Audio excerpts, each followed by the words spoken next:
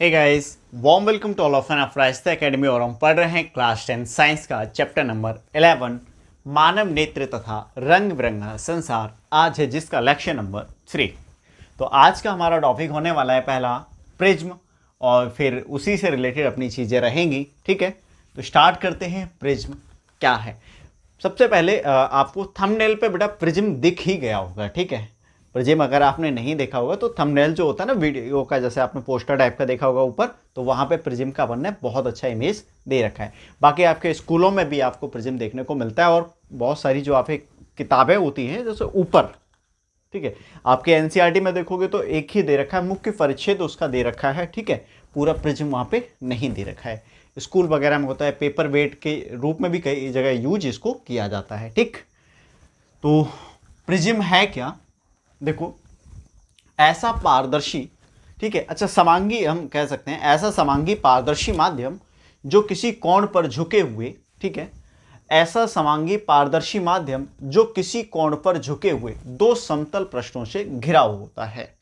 ठीक है, क्या कहलाता है? प्रिज्म कहलाता है। ठीक है, या हम ऐसे भी लिख सकते हैं, वह समांगी पारदर्शी माध्यम जो किसी कोण पर झुके हुए दो समतल पृष्ठों से घिरा होता है, क्या कहलाता है? प्रिज्म कहलाता है। क्लियर बेटा? ठीक, तो प्रिज्म आपको समझ में आ गया क्या है। 3D इमेज इस टाइप का हो सकता है। मैं आपको जैसे एग्जांपल बताऊं, झोपड़ी देखिए ना आपने, झोपड़ी हट मतलब इस टाइप की होती है ना, ये, ठीक, इस टाइप की झोपड़ी का जो ऊपर वाला, देखो नीचे तो ये होता ही है ना, लेकिन ये ऊपर वाला जो सेफ है वो प्रिज्म के जैसा ही होता है। ठीक, अब उसकी जगह ऐसा मान लो कोई पारदर्शी कांच का माध्यम है, तो वो क्या हो गया? आपका प्रिज्म हो गया। अब तो समझ आ ही गया होगा ना आपको। ठीक है, तो प्रिज्म आपको समझ आ गया है, मतलब कौन सा, ये मत समझ लेना ये ऊपर वाला। ठीक, ये जो हमें दिख रहा है वो मुख्य परिच्छेद है, यानी इसका कटा हुआ भाग, जैसे मैंने आपको कई बार बताया होगा। ठीक है, और आपको क्लास में भी बताते हैं, जैसे कोई तार है, तार के अनुप्रस्थ काट का क्षेत्रफल, ठीक है, मैथ में आप पढ़ ही रहे होगे, तो अनुप्रस्थ काट का क्षेत्रफल जो होता है वो कैसा होता है? वृत्ताकार होता है, क्योंकि तार सभी जो होते हैं वो कैसे होते हैं? बेलनाकार, एक डंडे की तरह है ना, ये बेलन की तरह ही तो है हमारा मार्कर भी। अब बेटा इसमें से मैं काटूं, तो ये काटने के बाद, या फिर आपको ये जो दिख रहा है ये कैसा है? वृत्तीय तो है, तो इसके अनुप्रस्थ काट का क्षेत्रफल वृत्ताकार। और आप प्रिज्म का एक हिस्सा काटोगे ऊपर का, तो वो क्या है? वो जो निकल के आएगा वो ऐसा आएगा, तो इसको अपन कहते हैं मुख्य परिच्छेद। समझ में आ गई बात आपको? प्रिज्म की डेफिनेशन आपको मैंने बता दी है। ठीक है, कभी कभी एग्जाम में आपके आ जाती है। अब है प्रिज्म कोण। ये डेफिनेशन आपकी काफ़ी ज़्यादा पूछी जाती है, प्रिज्म से ज़्यादा पूछी जाती है। तो प्रिज्म, ये जो दो फलक हैं, दो फलक, ठीक, ऐसे वाले, एक फलक ये, एक फलक ये, ऐसे करके, ठीक है, तो ऐसे मान सकते हो आप, एक बुक ले लें अपन, ठीक, ऐसे, तो ये दो फलक हो गए, एक ये एक ये। इन दो फलकों के बीच में जो कोण बन रहा है, मतलब ये यहाँ पे, ठीक है, ऐसे मान के चलो, ऐसे करके, तो इन दो फलकों के बीच में ये जो कोण बन रहे हैं वो क्या है? प्रिज्म कोण है। याद हो गया भाई? आप सिंपल भी बोल सकते हैं, दो फलकों के बीच बना कोण, या फिर आप ऐसे, दो पार्श्व फलकों के बीच बना कोण प्रिज्म कोण कहलाता है। ठीक, ये वाला कोण जो है वो क्या है? प्रिज्म कोण। मान लो ए जो है वो हमारा प्रिज्म कोण है। क्लियर? ठीक, अब है विचलन कोण क्या होता है, ध्यान से समझना, पेपर में आता है। कोई प्रकाश की किरण प्रिज्म पर आपतित हुई इस तरह से, ठीक, अब ये प्रिज्म में जाएगी, तो ये देखो सीधी अगर जाएगी, अगर तो ऐसे जाना चाहिए, लेकिन होता क्या है, प्रिज्म से ये विचलित हो जाती है, तो देखो इसका जो रास्ता है वो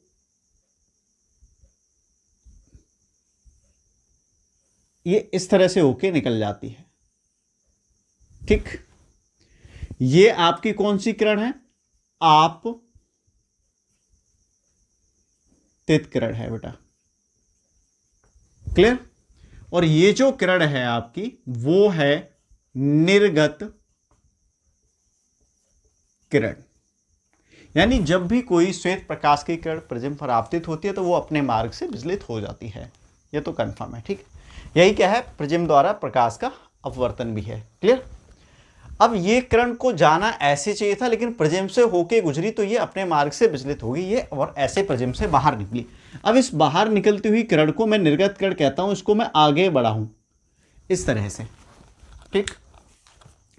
अगर मैं इस किरण को बेटा आगे बढ़ाता हूं तो क्या होगा, सिंपल, यहां पे एक कोण बन रहा है। अब देखो ये आपतित किरण है और ये निर्गत किरण है, तो आप सिंपल याद कर सकते हो आपतित किरण तथा निर्गत किरण के बीच बना कोण विचलन कोण कहलाता है। या फिर आप ऐसे कह सकते हो निर्गत किरण आपतित किरण की दिशा के साथ जो कोण बनाती है वही क्या है, विचलन कोण है, और इसको आप डेल्टा से प्रदर्शित करते हैं। क्लियर? तो मैंने आपको बेटा प्रिज्म बता दिया, प्रिज्म कोण हो गया और विचलन कोण। निर्गत किरण व आपतित किरण के मध्य बना कोण क्या कहलाता है, विचलन कोण कहलाता है। क्लियर? ठीक, तो ये चीजें आपकी हो गई 3। इसके बाद हम पढ़ते हैं प्रिज्म द्वारा श्वेत प्रकाश का विक्षेपण। क्लियर? तो प्रिज्म द्वारा श्वेत प्रकाश का विक्षेपण कैसे होता है, इसको ध्यान से समझना। चित्र मैंने पहले ही बना रखे जिससे आपका वीडियो बहुत ज़्यादा बड़ा ना हो, और लिख इसलिए भी रखा है क्योंकि कभी कभी क्या होता है बोलता हूँ मैं तो आप नोट नहीं कर पाते हो। जैसे कुछ बच्चे होते हैं नोट्स वगैरह उनको PDF डाउनलोड करने में दिक्कत आ जाती है, ठीक है, या फिर PDF से लिखने में उनको कभी कभी दिक्कत आती है, तो साथ के साथ भी यहाँ से वो लिख सकते हैं, ठीक है। अब श्वेत प्रकाश के प्रिज्म द्वारा श्वेत प्रकाश का विक्षेपण कैसे होता है। देखो ये जो किरण है बेटा वो श्वेत प्रकाश की है। किसकी? श्वेत प्रकाश। ध्यान से समझना, जो बोल रहा हूं वो लिख लेना। इसका मैंने ये लिखा नहीं है, नोट्स में भी वैसे आपको मिल जाएगा। जब श्वेत प्रकाश की किरण को, ध्यान से समझना, जब श्वेत प्रकाश की किरण को किसी प्रिज्म पर आपतित कराया जाता है, ठीक, तो वह अपने अवयवी 7 रंगों में बट जाती है। ठीक, आपको दिख रहे हैं ये 1 2 3 4 5 6 7 रंगों में बट गई। तो ये घटना क्या है? श्वेत प्रकाश का विक्षेपण है। या फिर आप ऐसे कह सकते हो जब कोई श्वेत प्रकाश की किरण किसी प्रिज्म से होकर गुजरती है तो वह अपने अवयवी 7 रंगों में विभाजित हो जाती है। ठीक, दोबारा बोल रहा हूं मैं, जब कोई श्वेत प्रकाश की किरण किससे होकर गुजरती है बेटा? प्रिज्म से होकर, तो वह क्या होता है उसके साथ? तो वह अपने अवयवी कितने रंगों में? 7 रंगों में बट जाती है, या फिर आप कह सकते हो विभाजित हो जाती है। क्लियर है ना? ठीक, तो श्वेत प्रकाश की किरण जब किसी प्रिज्म से होकर गुजरती है तो अपने 7 अवयवी रंगों में विभाजित हो जाती है। इस घटना को हम क्या कहते हैं? वर्ण विक्षेपण कहते हैं, या फिर आप कह सकते हो श्वेत प्रकाश का विक्षेपण कहते हैं। बहुत आता है प्रश्न, इंपोर्टेंट है, इसलिए मैंने आपको बार बार रिपीट किया।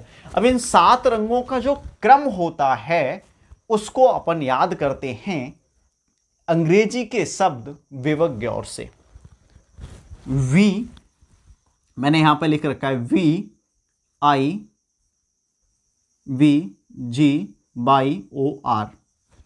विवज्ञौर। ठीक, ये आपको ध्यान रखना है। यहां भी तो आपने ये देखा विवज्ञौर है, ये बैगनी है, इंडिगो, जामुनी, V से ब्लू होता है, G से बेटा आपका ग्रीन होगा, Y से येलो, O से ऑरेंज और R से रेड। ठीक, तो यहां पे आपको एक चीज देखने को मिल रही होगी, सबसे नीचे जो कलर है वो बैगनी है। इसका मतलब सबसे ज्यादा विचलन किस में आया? बैगनी में। यानी सबसे ज्यादा जो झुकने वाला कलर है वो कौन सा कलर है? बैगनी कलर है। तो आपको नोट करना है और ये ध्यान भी रखना है, यहां पे इंपोर्टेंट पॉइंट है, विचलन सबसे ज्यादा किस में होता है भाई? बैंगनी रंग में। ठीक, और विचलन सबसे कम किस में है? लाल रंग में, क्योंकि लाल रंग सबसे कम मुड़ा है ना। देखो आप विचलन कोण अगर आप बनाओगे यहां से, तो सबसे ज्यादा जो विचलन कोण बड़ा होगा वो बैगनी के साथ बनेगा। ठीक है, लाल रंग के साथ कम है, तो लाल रंग कम मुड़ा हुआ है और बैगनी रंग, देखो लाल रंग ऐसे जा रही थी किरण, तो लाल ये है तो कम है ना, लेकिन बैगनी जो है वो बहुत ज़्यादा मुड़ गया है। तो विचलन सबसे ज़्यादा किस में हुआ? बैगनी रंग में हुआ। एक चीज़ और आपको ध्यान रखनी, लाल रंग की जो तरंगदैर्ध्य होती है, कारण क्या है कम विचलन होने का? देखो इसका जो कारण अगर हम लिखेंगे यहीं पे, कारण इसका जो है वो है कम तरंगदैर्ध्य। ठीक, कम तरंगदैर्ध्य, इसका मतलब है बैगनी रंग की जो तरंगदैर्ध्य होती है वो कम होती है, इसलिए इसका विचलन सबसे ज्यादा होता है। अब यहां पे कारण अगर मैं लिखूं कि विचलन कम क्यों होता है, तो भाई अधिक तरंगदैर्ध्य, यानी लाल रंग का विचलन ज्यादा हो रहा है, कम हो रहा है, इसका कारण क्या है? लाल रंग की जो तरंगदैर्ध्य है वो सबसे अधिक होती है इन रंगों में। ठीक, तो आपको ध्यान रखना है किसकी तरंगदैर्ध्य सबसे अधिक होती है? लाल रंग की, और सबसे कम बैगनी रंग की। एक चीज और आपको ऑप्शन के लिए मैं बता रहा हूं, अपवर्तनांक।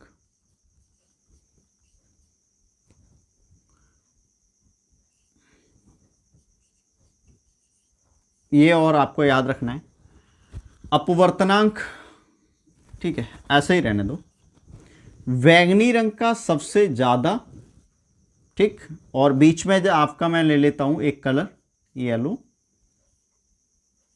और सबसे कम जो होगा वो रेड का होगा। तो अपवर्तनांक सबसे ज्यादा जो होता है वो बैगनी रंग का होता है।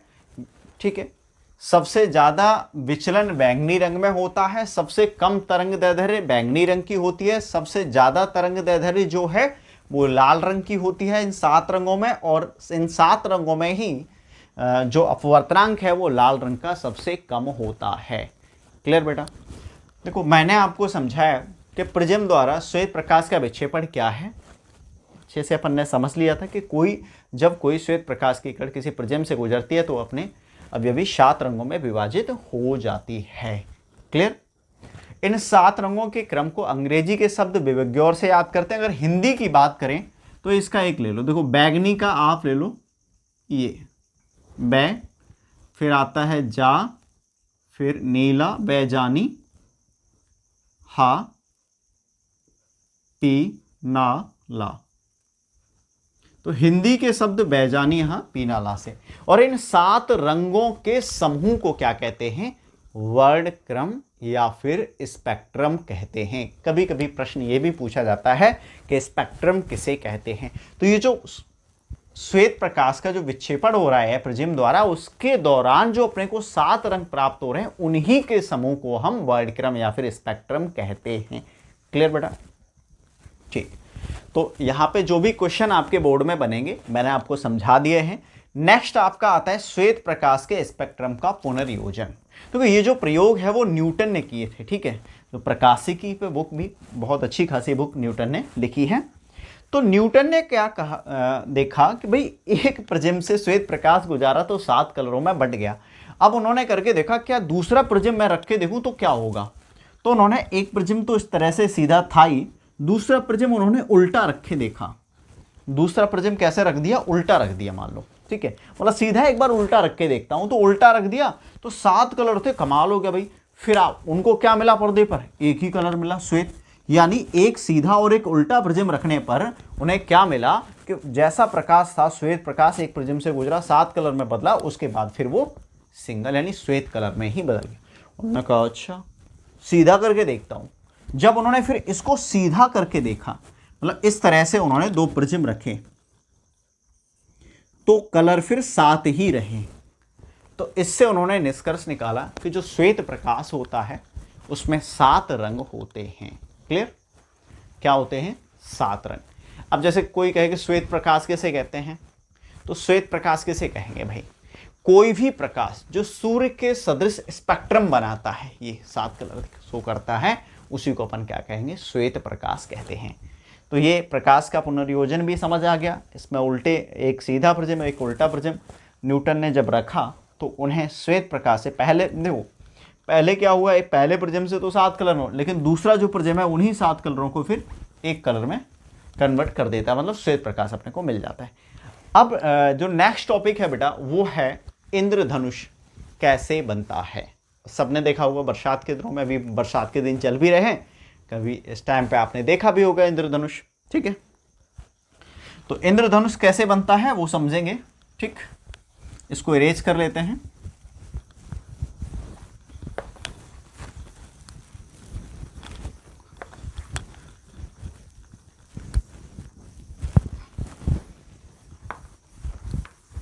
कितने में हो जाएगा?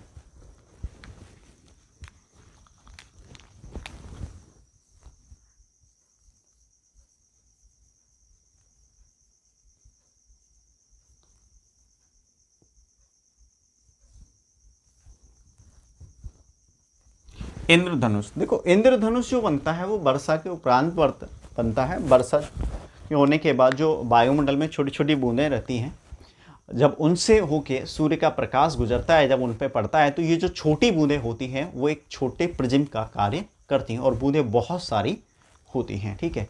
तो होता किस तरह से, देखो किस तरह से प्रकाश बूंदों पर पड़ता है और किस तरह से बूंदें प्रिज्म का कार्य करती हैं, और अपने को इंद्रधनुष दिखाई देता है, ठीक। अब ये आपका बेटा सूर्य है, ठीक। अब जो बूंदें हैं आपकी, मान के चलो ये आपकी बूंदें हैं, ये एक बूंद हमने बना ली बड़ी सी, ठीक। इधर यहां से आप समझ सको ये आपका सूर्य, तो इस सूर्य से प्रकाश जाएगा, क्या होगा, सूर्य से प्रकाश जा रहा है इस तरह से इस बूंद पे, जब, और ये कैसा प्रकाश है, श्वेत प्रकाश, ठीक।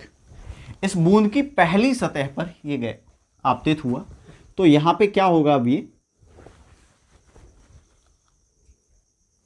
अपवर्तित होगा, ठीक।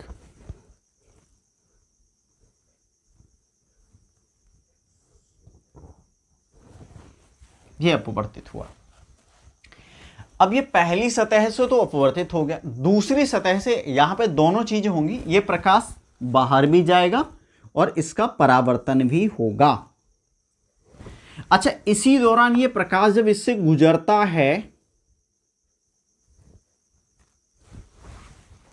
तो ये अपने अवयवी रंगों में बट जाता है, या फिर इसका हम कह सकते हैं परिक्षेपण हो जाता है या विक्षेपण हो जाता है बूंद के अंदर ही, ठीक। अब यहां से टकराएगा, इधर भी चला जाएगा। अब ये जब टकरा के जब बाहर निकलेगा, यहां पे इस परत से फिर अपवर्तन होगा, अपवर्तन होगा, तो ये जो है इस तरह से जो प्रेक्षक होगा वहां पे आएगा। तो जैसे सूर्य है, अगर हम सूर्य की तरफ मुंह करके खड़े हैं तो जो इंद्रधनुष बनेगा वो हमारी पीठ के पीछे बनेगा, या फिर हम इस तरह से देख रहे हैं, इंद्रधनुष हमारे सामने तो सूर्य हमारे पीछे होगा पीठ के, ये चीज रहती है। तो इसमें क्या हुआ, पहली परत के द्वारा यहाँ पे आप देख रहे हो अपवर्तन बूंद की, और दूसरा जो सतह है बूंद का लास्ट वाला, उसके द्वारा क्या हो रहा है, परावर्तन हो रहा है, फिर यहाँ पे अपवर्तन, यानी 2 बार अपवर्तन और 1 बार यहाँ पे परावर्तन हो रहा है, ठीक। तो ये बनता है आपका इंद्रधनुष, ठीक। आप यहाँ पे खड़े होकर देख सकते हो। उम्मीद करता हूँ आपको सारी चीज़ें बेटा समझ आई होंगी, ठीक। और बाकी जो भी डाउट है आप पूछ सकते हैं कमेंट बॉक्स में, और आप टेलीग्राम पे जुड़े, वहाँ भी आप हमसे डाउट पूछ सकते हैं, ठीक है। अगर ज़रूरत होगी तो एक एक्स्ट्रा लाइव सेशन अपन ले लेंगे, ठीक। इससे आपका डाउट जो भी रहे होंगे वो क्लियर हो जाएंगे, और आप आसानी से उससे फेस टू फेस वहाँ पे पूछ सकते हो मुझसे बात करके। तो मिलते हैं नेक्स्ट वीडियो में, तब तक के लिए बाय बाय।